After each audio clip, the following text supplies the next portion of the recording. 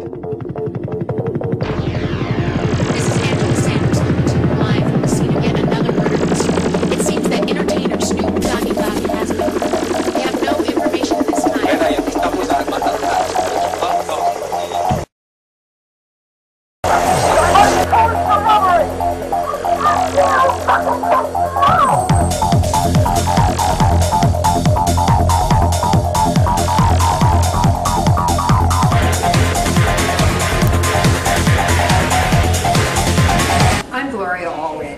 Watching GVTV News. Thanks, Gloria, and I'm Randy Hansen. In today's world news headlines, a study shows record emissions threaten global temperature rise of 6 degrees Celsius. White House says GOP and loggerheads on fiscal cliff. And Israel expands settlements, seizes Palestinian funds after UN statehood vote. And Israel advances settlement to bisect occupied West Bank. And Taliban fighters attack U.S. base in Afghanistan. And Syrian forces bomb rebel positions near Damascus. And Egyptian judges shun Morsi on constitutional referendum. And Pentagon to deploy hundreds of spies worldwide. And Manning trial delayed until March. And jailed Qatari poet to appeal life sentence. GVTV News is broadcast on Grass Valley Television, the division of Rural County's television network, whose focus is on community involvement. We also air on NCTV. But before these stories, GVTV News would like to thank one of our underwriters who supports your only visual video news media in Nevada County. That's right, it's us, GVTV News.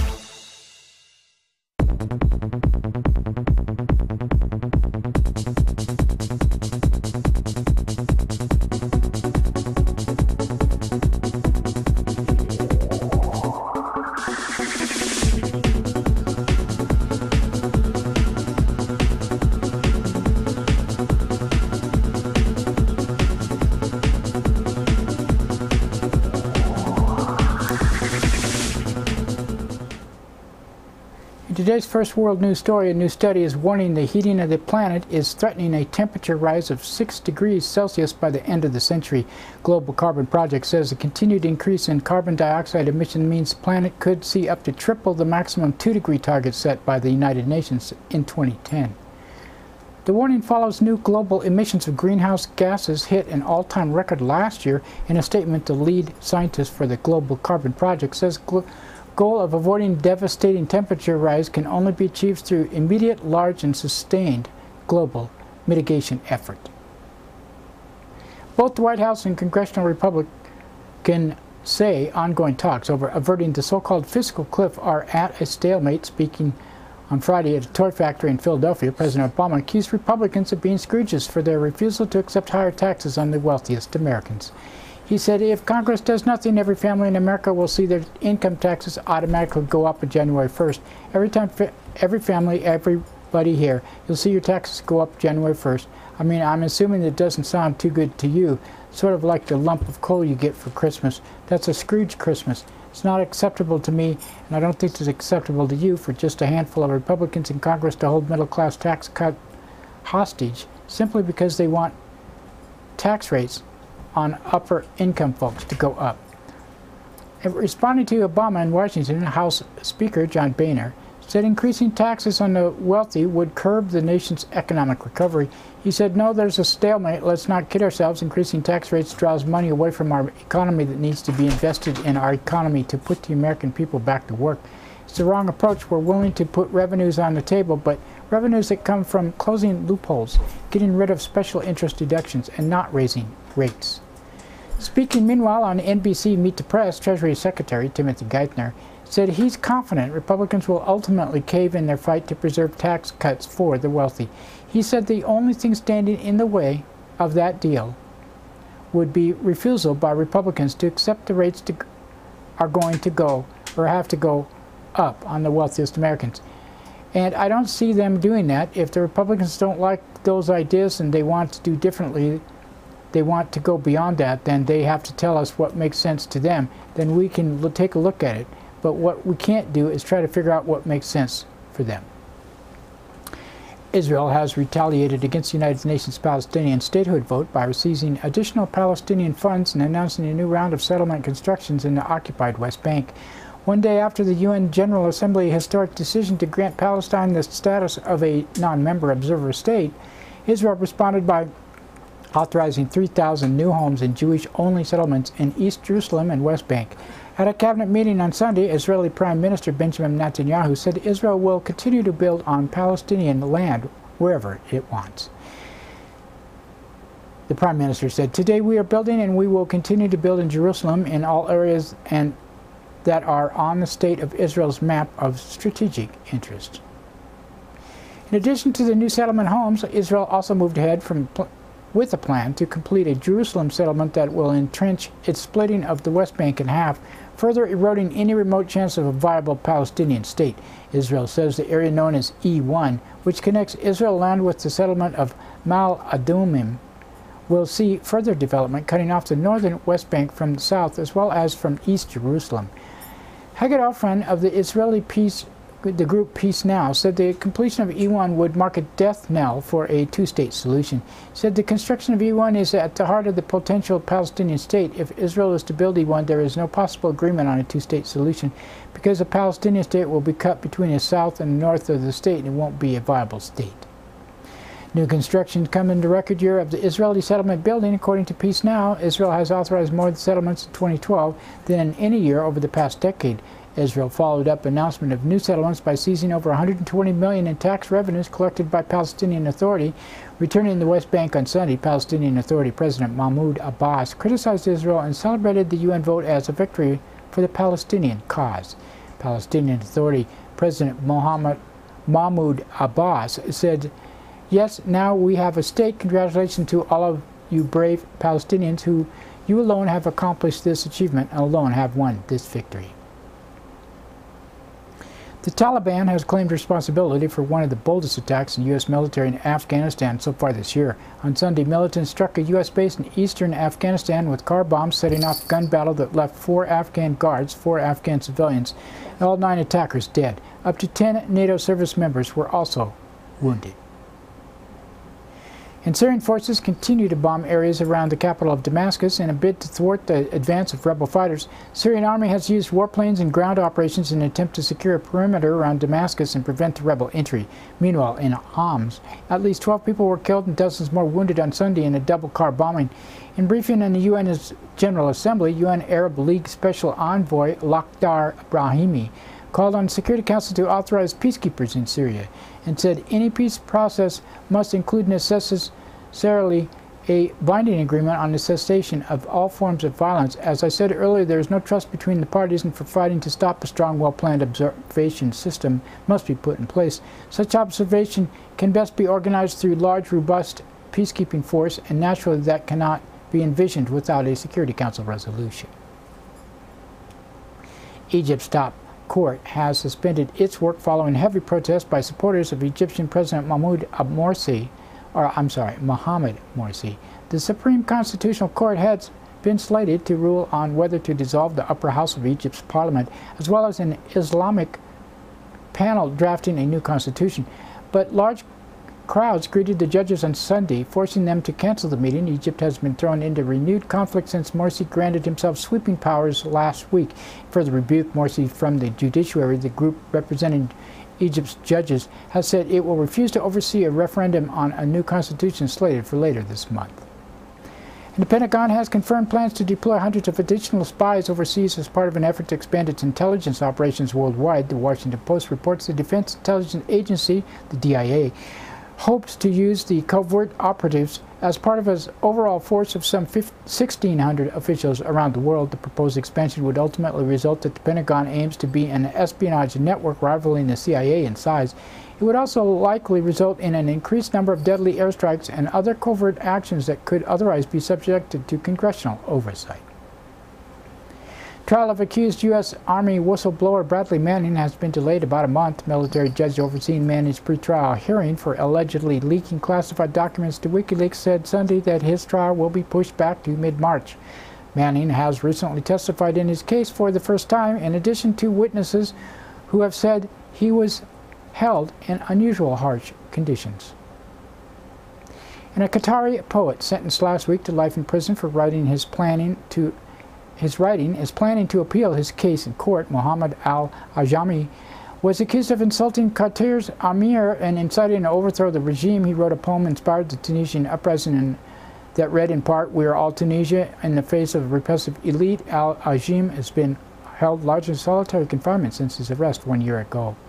And that's it for World News Today. Another thanks to one of our underwriters who support your only visual video news media in Nevada County. That's right, it's us, GVTV News. Soundcheck Music Center, the rock and roll connection.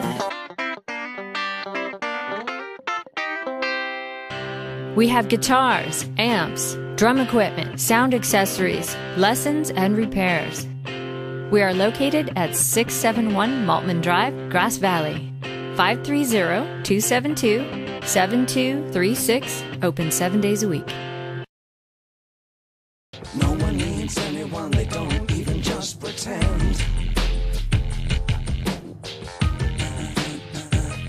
John is in America. I'm afraid of Americans.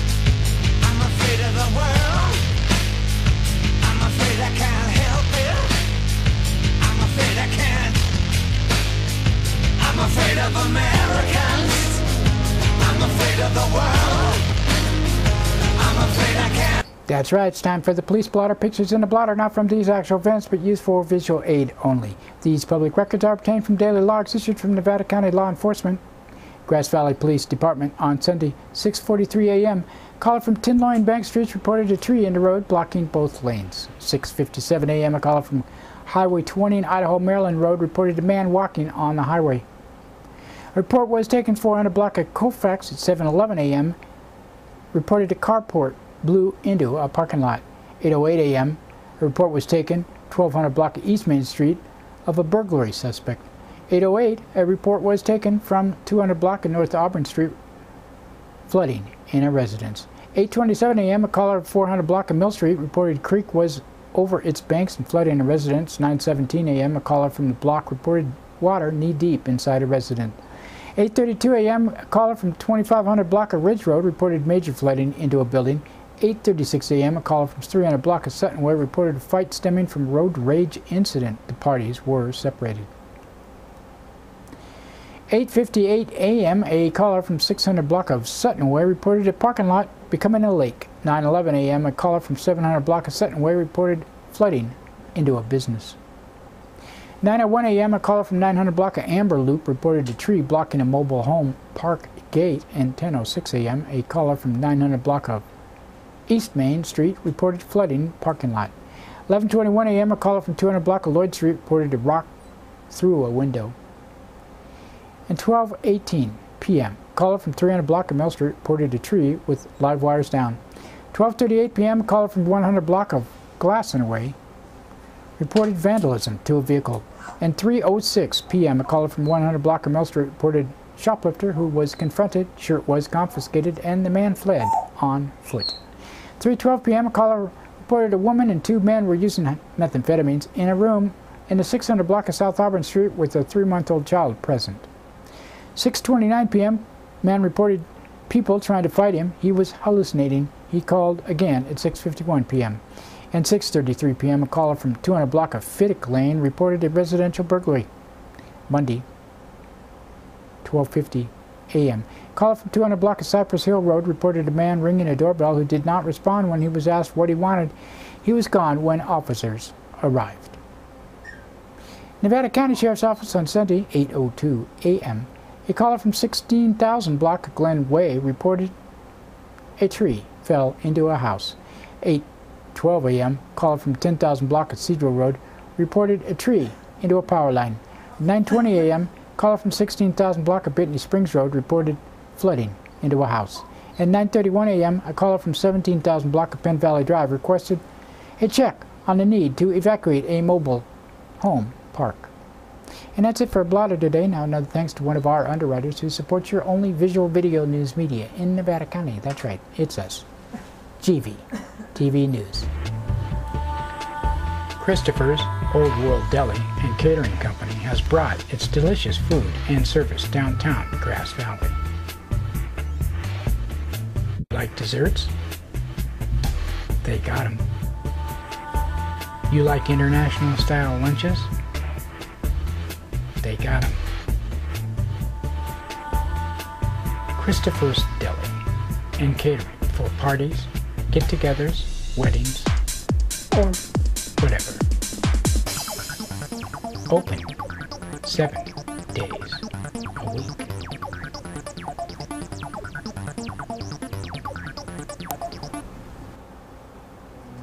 Today's local news headlines: attempted murder suspect arrested. And homeless veterans, a huge neglected problem. In a story covered by KNCO, a Grass Valley man was arrested on suspicion of attempted homicide after he allegedly broke into a residence, attacked a couple who lived there with a hammer. Eric Craig Hodges, 36, went to the residence Maiden Lane about 1 p.m. Friday and forced entry through an unlocked door, said Grass Valley Police Captain Rex Marks. Attack is believed to have been premeditated, Marks said. He was intent on assaulting both victims. He said he was going to kill both of them, Marks added. Hodges' motive remains under investigation, but Marks indicated it must be related to a potential abusive situation dating back to his childhood. It's not clear what the connection was between the alleged past incident and the victims, who are related to Hodges through marriage. At some point, Hodges did stop the attack, left the scene in a vehicle at a high rate of speed. He was later arrested in Richardson and Main Street in Grass Valley after allegedly acting aggressively towards officers who made the traffic stop. 48-year-old male sustained lacerations to the head, was treated and was released. His 41-year-old wife had a fractured jaw and lacerations to the face, head, and remains in a hospital. Marks added the witness was being sought and are being sought and can call the police department 530-477-4600.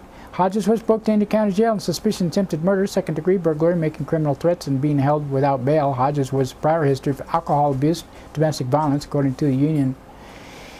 He was arrested March 2006 after a woman he had been seeing reported he had held her at her home against her will. Hodges allegedly refused to let her go, hit her on the head, and held a crossbow to her throat. The woman allegedly escaped after Hodges fell asleep. And here's a story written by Thomas Elias. You didn't hear a word about homeless veterans in President Obama's State of the Union speech last January, and chances are you won't be hearing from him about those vets next month either, unless it's a boilerplate homage for their contributions to American freedom. But homeless veterans are a major national problem, an even larger one in California, where there's estimated 18,000 live in the streets in Los Angeles County alone, perhaps as many as 40,000 statewide, and yet hundreds of beds in veteran homes are empty today. It's true those veterans' homes, mostly run by the State Department of Veterans Affairs, are intended as both skilled nursing and assisted living facilities, not as homeless shelters.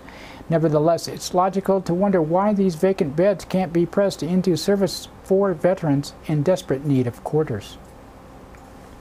There are also open questions about whether the largest and most valuable piece of real estate in the state, intended solely for the use of veterans, will ever be used to anything approaching its capacity, or whether much of it will be sold off as a momentary deficit easing tactic. More than 300 acres of West Los Angeles Veterans Administration Center are used far below their capacity, something that has drawn the eye of the Republican House Majority Leader Eric Cantor of Virginia, who tried to insert a sell-off into this year's budget negotiations. The draw for Cantor and others is mostly undeveloped VA land bound for the I-405 San Diego Freeway and busy Wilshire Boulevard, with multiple high-rise soaring upward nearby, could bring at least $5 billion. This long-tempted sell-off, despite the terms of original 1887 land donation, one-time Nevada Republican Senator John P. Jones and his partner Arcadia D.B. Baker were required the land to be used strictly for the benefit of veterans. Jones, a real estate developer and co-founder of City of Santa Monica, made his fortune in silver mining, had Civil War veterans in mind, not knowing homelessness would be a major veterans problem 125 years later. But it is, and not even several new California veteran homes constructed over the last 10 years with a combination of federal funds and state bond money are helping much. As an example, only 87 of the 396 beds in the West Los Angeles Calvet home are occupied as of last month. Brand new homes in Redding and Fresno with 450 beds between them are empty because state budget woes have prevented hiring any staff. No occupants are expected there until late this year and earliest. Meanwhile, Los Angeles City Councilman Bill Rosendahl, himself a Vietnam veteran, and former Santa Monica Mayor Bobby Shriver, whose sister Maria was the state's first lady for several years ago, identified 3 mostly derelict buildings in West Los Angeles site that could be rehabilitated and used by homeless veterans with post-traumatic stress disorder and other mental and emotional ills. Only one of these buildings has seen any activity, with $50 million appropriated to fix it up, but no work yet done. Rosendahl blasted Democratic Senator Dianne Feinstein and Democratic Congressman Harry Waxman of Los Angeles County, the ranking Democrat on the House Oversight and Government Reforms Committee, in an interview, said they just have not done nearly enough to save the VA land or to house needy veterans, he said. Someone needs to light a fire under them. Waxman, whose district includes the West Los Angeles site, calls veteran homelessness a huge problem and terrible. He acknowledges that we failed our veterans, but he insisted in a telephone interview that the real threat we face is selling the land to reduce debt and not using it to help veterans. He says the new law passed late August, which some veteran activists claimed allows selling off the land, actually precludes ever selling it. A lot of veterans' concerns are just inaccurate, he said, but I do share the worry about commercializing that land. Veteran activists also complained that few of their fellow former soldiers even know about the Calvet beds now languishing. There's been almost no marketing, complains John Aaron, of Pacific Palisades, echoing Rosendahl. He added, the politicians have just not done enough. Waxman says he's all for using the empty beds for homeless veterans. I will push the Department of Veteran Affairs to do it. We did get the VA to issue vouchers for veterans to use the community, and we are getting some into the housing, but the VA has stopped issuing those recently. The gap is due to the VA bureaucracy. We push and push, but they seem unable to move. It's inexcusable, and they've stopped issuing the vouchers. Bottom line, there really is no excuse when politicians say they're trying to help veterans and then point fingers at each other, while thousands of veterans keep living in California streets. And that's it for local news today. We'd like to thank Amy Goodman, Reuters, Associated Press, Ubinet, Sierra Foothills Report, the Union, and local law enforcement and others for the Source Number News, and you for watching. Remember, we are the only video news media in Nevada County, and we are free for you to watch 7 days a week. We have local stories, and we like to have them aired on our news. If you have stories and you'd like to air them on our news, 750 words limit. You have pictures, send them with them. Send an email, some way to contact you for verification of facts. You can watch this broadcast on Comcast Cable, NCTV Channel 11 in Nevada County, 8 a.m., 3 p.m., 7:30 p.m., Monday through Friday, 10:30 a.m. Saturday, and 8 p.m. Sunday in Suddenlink 16 in Truckee and Alta Sierra. We're also streamed on the internet, NCTV's digital media website, NevadaCountyTV.org, and our website, GVTV.org. And don't forget Grass Valley's television that plays 24/7 on the net, grassvalleytelevision.com. We post to Facebook, YouTube, Blip.tv, and many other podcast sites. And our RSS feed and video podcast on iTunes is free. Just search under Video Podcast for GVTV News. Grass Valley Television also videotapes local events around Nevada County. If you have need for video, you can contact us for more info, grassvalleytelevision, gmail.com, or 530-362-8889. And as I've said, the show is produced by Grass Valley Television of Rural Counties Television Network. And thanks for watching, and hope you're staying dry.